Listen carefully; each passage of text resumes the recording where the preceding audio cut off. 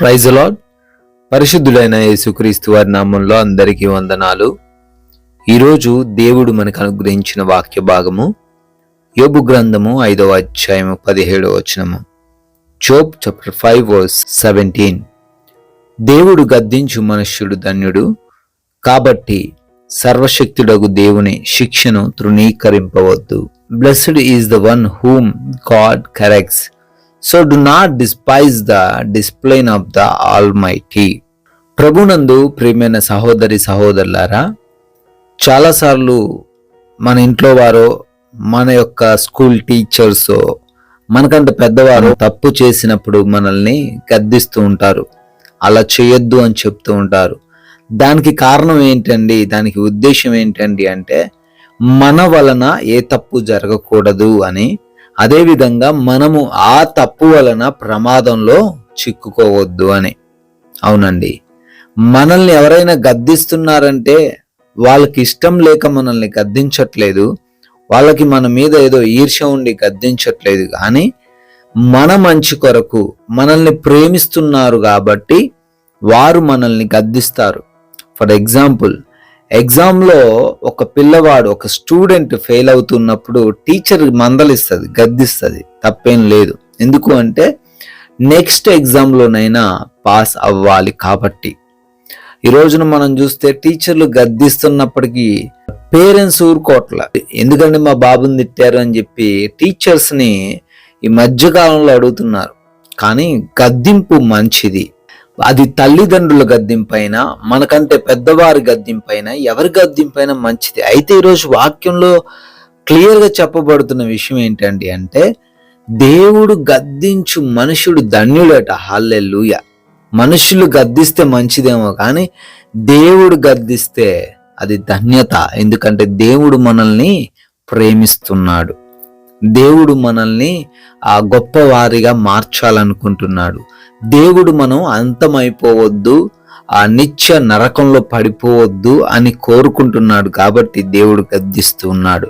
కొన్నిసార్లు ఈ రోజున నీ జీవితంలో నువ్వు ఏదో ఒక సమస్యను చూస్తుండొచ్చు, ఏదో ఒక బలహీనతను బహుశా నువ్వు ఎదుర్కొంటుండొచ్చు.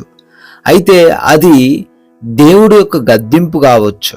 ఏ తప్పు చేయలేదండి, మేము ఏ పాపం చేయలేదండి, అయినప్పటికీ మాకు ఈ సమస్య ఎందుకు వచ్చిందండి అని అనుకుంటారు కొంతమంది. కానీ ఎక్కడో ఒక చోట నువ్వు మిస్టేక్ చేసి ఉంటావు. ఒకసారి నిన్ను పరీక్షించుకో. ఏ కార్యము వలన ఈరోజు నువ్వు అనుభవిస్తున్న స్థితి ఉందో ఒక్కసారి ఆలోచన చేయి, ఒక్కసారి రివైండ్ చేసుకో అంటున్నాడు. ఒకవేళ నువ్వు దాన్ని యాక్సెప్ట్ చేసినట్లయితే, అవును ఆ రోజున నేను ఇలా చేశాను, అందుకే ఈ రోజున ఈ సమస్య నాలో ఉంది అని నువ్వు దాన్ని గ్రహించినట్లయితే దేవుడు ఖచ్చితంగా దాని నుంచి నిన్ను దూరపరుస్తాడు. దావీదు పాపం చేశాడు. దావీదు పాపం చేసిన తర్వాత దేవుడు నాతాన్ని ప్రవక్తను పంపించి దావీదుని గద్దించాడు. నువ్వు ఇలా పాపం చేశావు, నువ్వు ఇది చేశావు, దేవునికి తెలుసు, ఎవరికి తెలియదు అనుకుంటున్నావు అని చెప్పినప్పుడు దావీదు పశ్చాత్తాపడ్డాడు. దాని తర్వాత దావీదుని దేవుడు ఆశీర్వదించాడు కదా. ఈరోజు కూడా దేవుడు నిన్ను ఖచ్చితంగా ఆశీర్వదిస్తాడు, ఖచ్చితంగా దీవిస్తాడు. ఎప్పుడైతే నువ్వు చేసిన తప్పును తెలుసుకొని ఇది తప్పు, ఇది కరెక్ట్ కాదు అని చెప్పి తెలుసుకుంటావో, గ్రహిస్తావో, పశ్చాత్తాపడతావో, అప్పుడు దేవుడు నిన్ను ఇంకనూ గొప్ప చేస్తాడు. అందుకే దేవుడు గద్దించు మనుషుడు ధన్యుడు అంటున్నాడు. దేవుడు మనకు ఏదైనా క్రమశిక్షణ కోసం శిక్ష వేసినప్పుడు దాన్ని మనం తృణీకరించొద్దు, దాని నుంచి పారిపోకూడదు. కాబట్టి ప్రియమైన సహోదరి సహోదరులారా, దేవుడు గద్దిస్తున్నట్లయితే ఒకసారి పరీక్షించుకోండి. ఏదైనా తప్పు ఉందేమో, ఏదైనా మిస్టేక్ ఉందేమో, దాన్ని సరి చేసుకొని జీవించండి. దేవుడు ఆశీర్వాదాలు మీకు నిత్యము ఉంటాయి. దేవుడి మాటలు దీవించును గాక.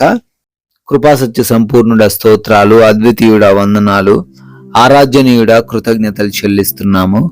అయా ఈ రోజంతను తండ్రి మీ సహాయం కోరుతూ ప్రార్థన చేస్తున్నాము.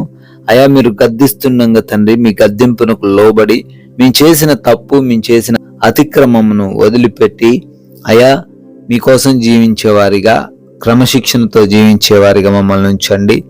ఈ ప్రార్థనలు ఏకీభవిస్తున్న ప్రతి బిడ్డను కూడా తండ్రి దీవించండి, ఆశీర్వదించండి. అయ్యా ఈ రోజున కావాల్సిన ప్రతి వాటిని వారికి అనుగ్రహించండి. ప్రయాణాల్లో మీరు తోడై ఉండండి. ఎటువంటి అనారోగ్యము, ఎటువంటి వ్యాధి బాధలు బలహీనతలు వారిని చుట్టుముట్టకుండా ఆయా సంపూర్ణ ఆరోగ్యంతో ప్రతి బిడ్డను నింపమని, ఆర్థికంగా వారిని బలపరచుమని, ఈ రోజంతను మీరే తోడై ఉండి కాచి కాపాడి బలపరిచి స్థిరపరచుమని యేసుక్రీస్తు వారి మహిమ కలిగిన నామంలో ఈ ప్రార్థనను అడిగి వేడుకుంటున్నాము తండ్రి. Amen. May God bless you all. దేవుడు మిమ్మల్ని దీవించును గాక.